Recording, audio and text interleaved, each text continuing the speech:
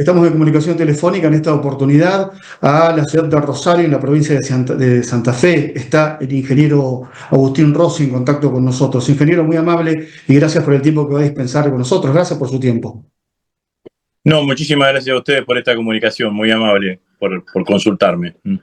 Ingeniero, bueno, nos interesa conocer un poco su opinión, obviamente, en referencia a que en las últimas horas el Congreso de la Nación finalmente le ha autorizado este DNU al presidente Javier Milei, que le va a permitir endeudarnos nuevamente con el Fondo Monetario Internacional. Digo, ¿qué opinión se merece en el marco de lo económico y de la economía argentina que tan mal le está pasando?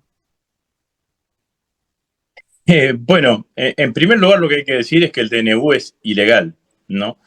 Endeudarse de esta manera mediante un decreto de necesidad de urgencia, obviando lo que dicen las leyes de renegociación de deuda, que cualquier endeudamiento externo tiene que ser originado y tiene que contar con la aprobación del Congreso mediante una ley, claramente hacerlo vía decreto de necesidad de urgencia es ilegal.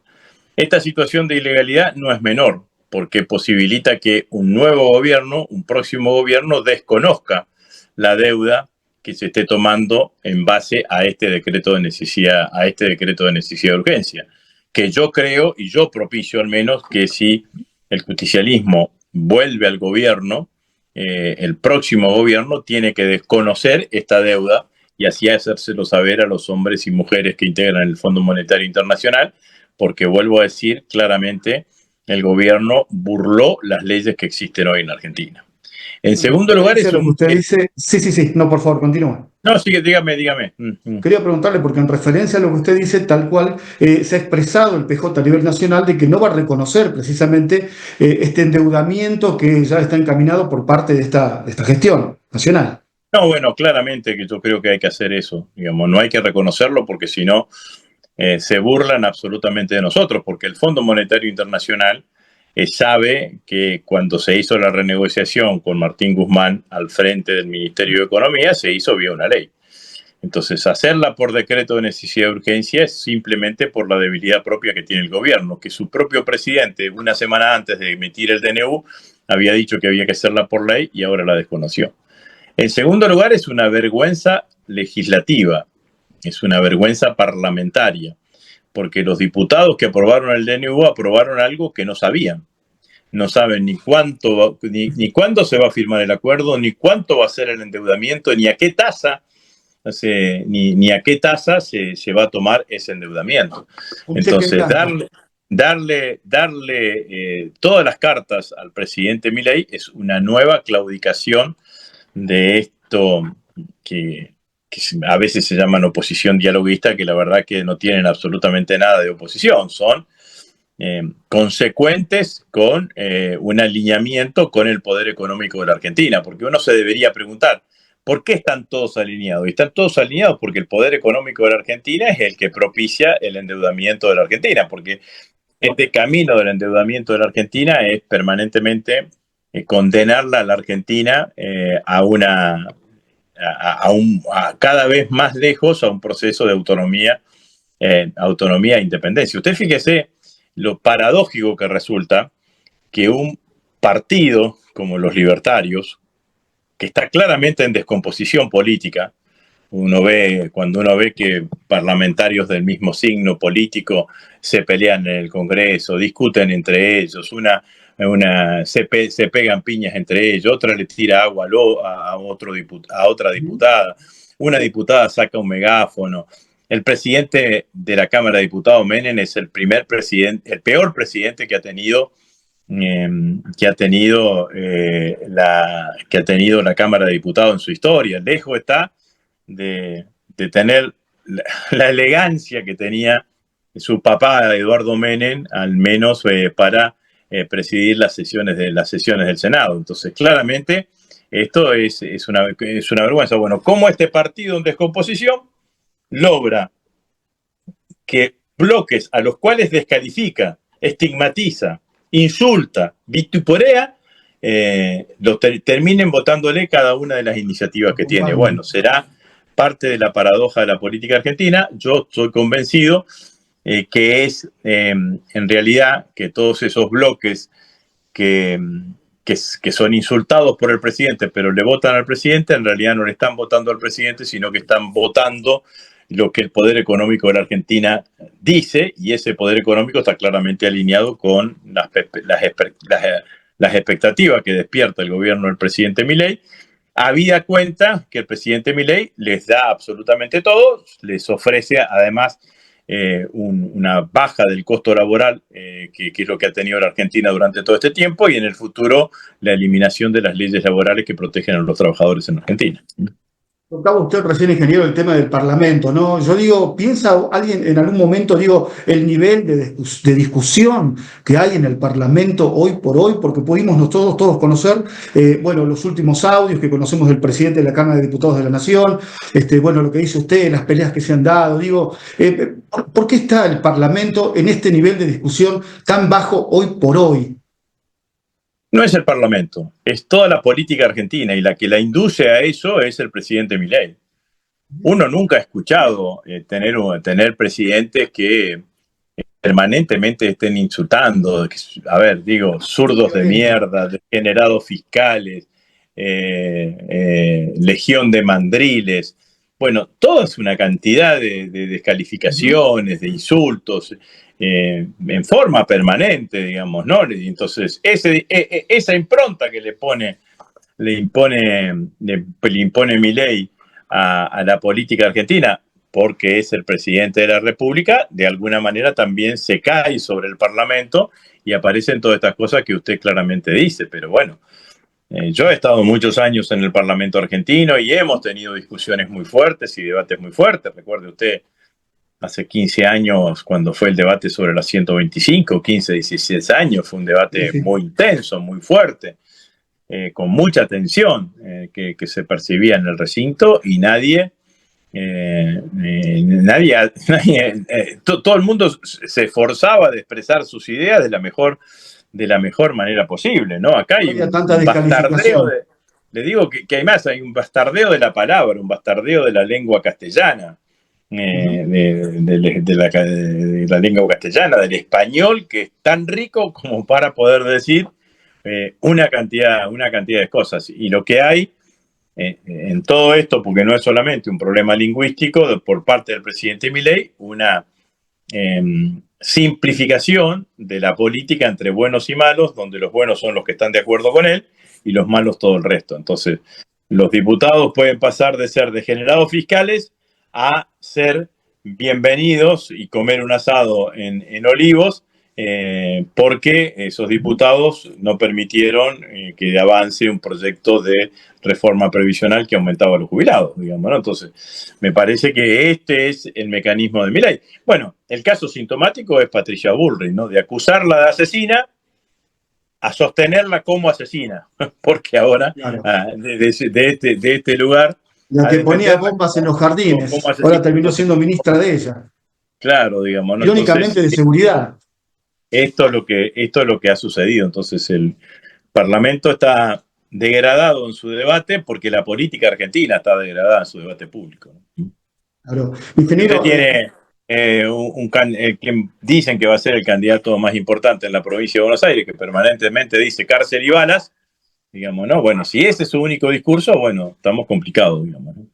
Sí, y que ahora en las últimas horas aparentemente se hackeó su propia cuenta y ahora tendrá que dar explicaciones ante la justicia como corresponde, ¿no? Sí. Ingeniero, bueno, le pregunto, usted recién, bueno, hablaba de las situaciones que se dan dentro del Congreso de la Nación, pero también le pregunto porque en estos últimos días ha habido una represión brutal y salvaje en contra de los jubilados que simplemente van a reclamar para tener un mejor salario, acompañados por quienes también consideran que los jubilados deben tener un mejor salario, acompañarlos en ese derecho legítimo que tienen, pero terminaron siendo golpeados, insultados, descalificados, con una brutal represión por parte de lo que es este régimen, ¿no? de Milei y de Bullrich, ¿no? ¿Qué opinión se merece de su parte cuando pudo ver esas imágenes donde nuestros abuelos eran salvajemente agredidos en defensa de sus propios derechos? Bueno, claramente lo que sucedió con la marcha de los jubilados el miércoles pasado que, que fue una marcha muy linda, ¿no? Fue una marcha muy linda en el sentido de que había mucha gente que se había movilizado espontáneamente por esta convocatoria de las hinchadas. Ustedes recuerden que el presidente y la ministra salieron a hablar de los barra brava. Ahí no había barra brava, había hinchas de distintos clubes que querían ir a acompañar a los jubilados y a los pensionados. Lo que hubo es una acción premeditada de la ministra Bullrich que decidió reprimir salvajemente. Esto es así. Cada vez que ella está en el gobierno y en el Ministerio de Seguridad, las represiones son salvajes. Sucedió en el 2017 con motivo también de un debate sobre la reforma previsional y ahora sucedió exactamente lo mismo, ¿no? Y después se intentó justificar todo, ¿no? Que la abuela a la cual empujaron y se le rompieron la cabeza, le había pegado con su bastón a un policía, que el gendarme que había disparado respetando la diagonal. Bueno, todo eso es justificativo, pero yo creo que sin ninguna duda que las denuncias penales que hay sobre la ministra en algún momento van a avanzar. Porque la política argentina tiene círculos, digamos, ¿no? Entonces, estos que se creen que están en el poder y que se van a quedar en forma permanente, en algún momento esto se termina y probablemente la justicia avance. Le costó, digamos, ¿no? Le costó más de 20 y pico de años sancionar a los responsables de la matanza del 2001, ¿no? A Enrique Mató y el comisario Santos, creo que se llamaba, digamos, ¿no? Que son los dos que están hoy en prisión, secretario de Seguridad y jefe de la Policía Federal. Bueno, sí, habrá que ver qué es lo que pasa con esto ahora. Está claro que el mensaje es amedrentar, el mensaje es de miedo, el mensaje es volver a las peores épocas de la dictadura militar. Hay un estudio que surge que la cantidad de horas que estuvo Bullrich reprimiendo en la marcha, en la primera marcha, claramente fue superior a la cantidad de horas que estuvieron reprimiendo durante la dictadura militar el 30 de marzo de 1982, que fue la primera movilización importante contra la dictadura, 2 días antes del desembarco argentino en Malvinas. Entonces, muestra, sin ninguna duda, la violencia y el canallismo, por decirlo de alguna manera, que tiene la propia ministra, que después sale a justificar, digamos, ¿no? Sale a justificar, todavía no dieron, sabemos el nombre, la investigación independiente de la sociedad civil dio el nombre de quién es el gendarme que está involucrado. Sí. Y después también yo quiero mandarle un mensaje a las fuerzas de seguridad y a las familias de las fuerzas de seguridad, porque primero va a caer ese gendarme. Mañana cuando lo acusen, el primero que va a caer es el gendarme, como Chocobar, que está muy lindo, pero hoy atiende un kiosco. O sea, sido retirado de la policía y hoy atiende un kiosco. Entonces, nunca se tienen los militares y los miembros de la Fuerza de Seguridad, nunca se tienen que olvidar de este ejemplo. Videla murió en la cárcel. Martínez de Oz murió en su campo. Se lo repito. Martínez de Oz murió en su campo, de no sé cuántas hectáreas, en su estancia de no sé cuántas hectáreas. Videla murió en la cárcel. Entonces, los civiles de derecha o de ultraderecha usan y utilizan a las fuerzas de seguridad y también en otros momentos de la historia, a las Fuerzas Armadas para enfrentarlas al pueblo, para decirles repriman, y después se lavan las manos. Viejo. Después se lavan las manos. ¿Viste?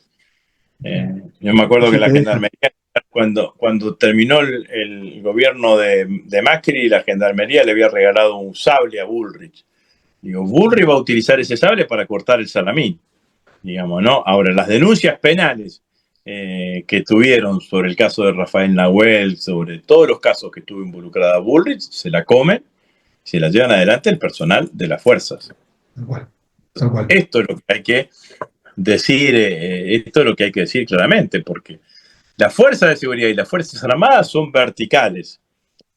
Y las consignas no son reprima más o menos. Las consignas son o no reprime y actúa solamente en el caso de defensa propia o reprime.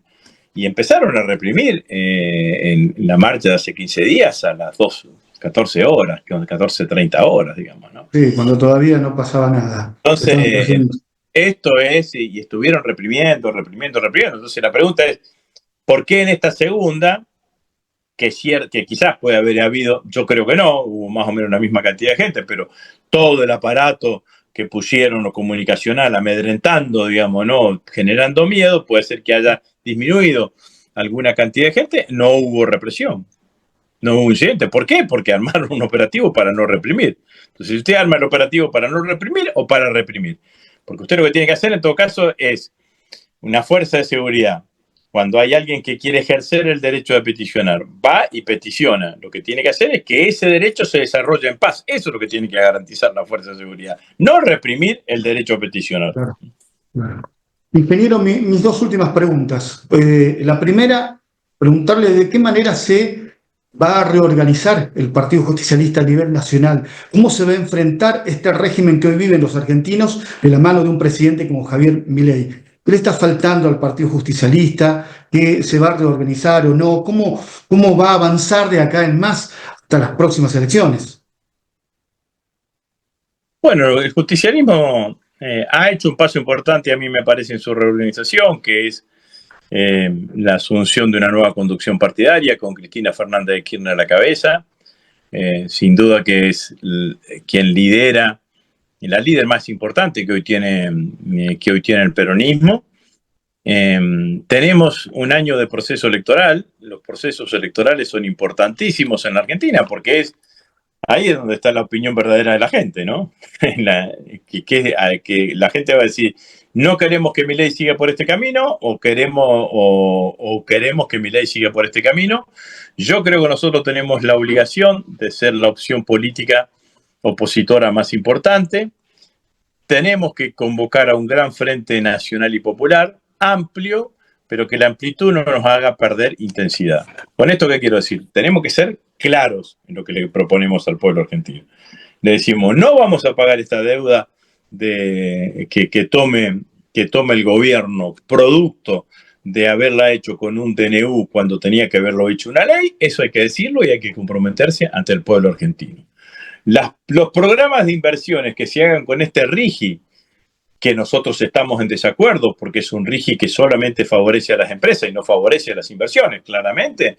Bueno, hay que decir que cuando nosotros lleguemos al gobierno vamos a hacer otro RIGI. Que lo primero que vamos a hacer cuando lleguemos al gobierno va a ser aumentar notablemente la jubilación mínima. Porque todo lo que perdieron los jubilados y pensionados este año, nosotros el primer día de gobierno se lo tenemos que devolver. Y así sucesivamente. Esto es mi opinión, digamos, ¿no? Tenemos que tener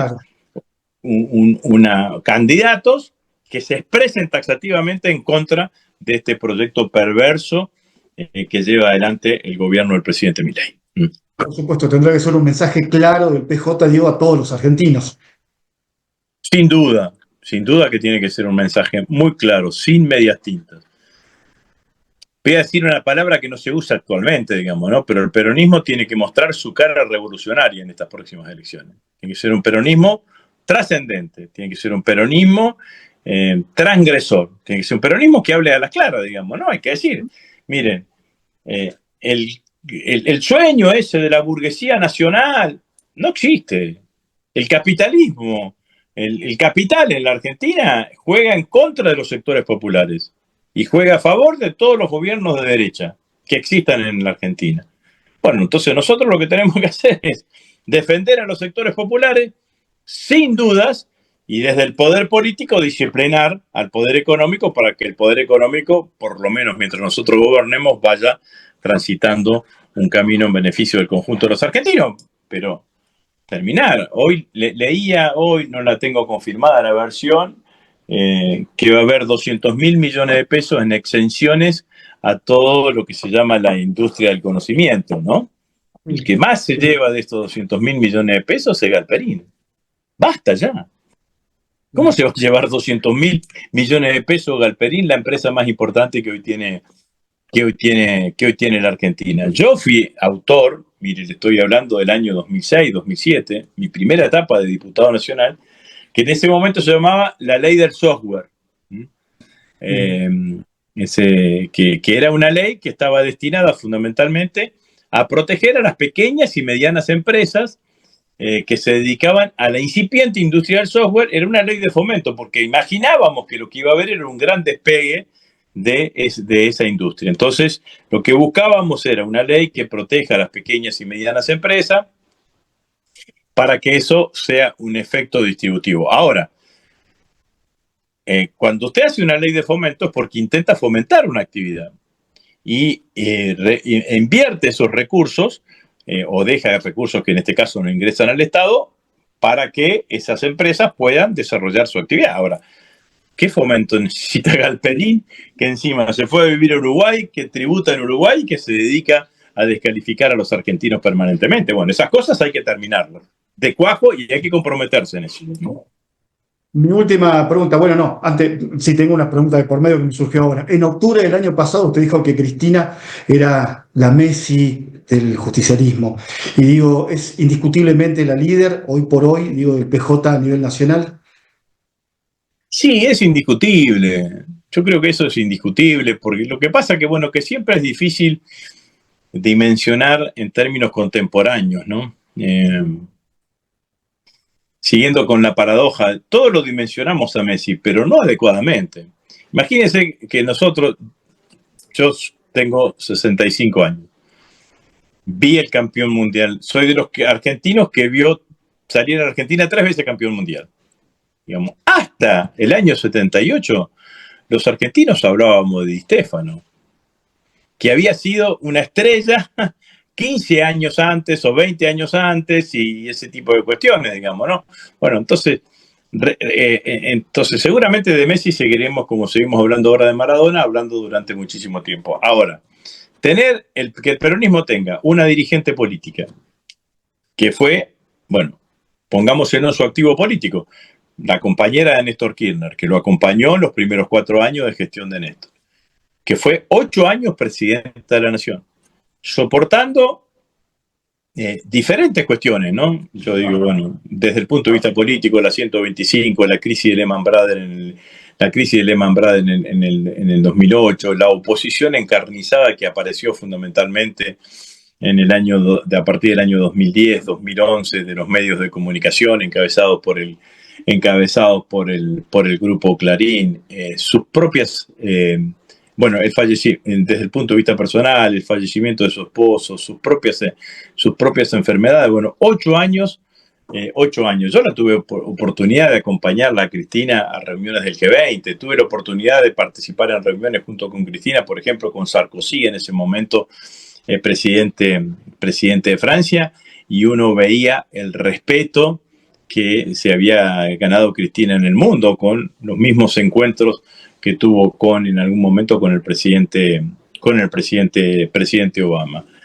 Se fue a la oposición, lanzaron una persecución enorme. A los 4 años volvió y construyó una alternativa para que el peronismo vuelva al poder. No salió en la ejecución todo lo que nosotros queríamos, y hoy sigue siendo esa dirigente política con tanta brillantez y que genera sin duda el contrapunto más importante con el presidente Milei hoy en Argentina. Bueno, me parece que de esto es lo que se trata, así que sin duda que para mí es la dirigente política más importante.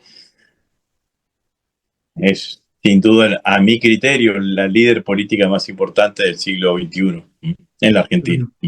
Sí. Ingeniero, mi última pregunta. Estamos muy próximos a una fecha importante para los argentinos, precisamente el 24 de marzo. ¿Qué reflexión se hace desde su parte?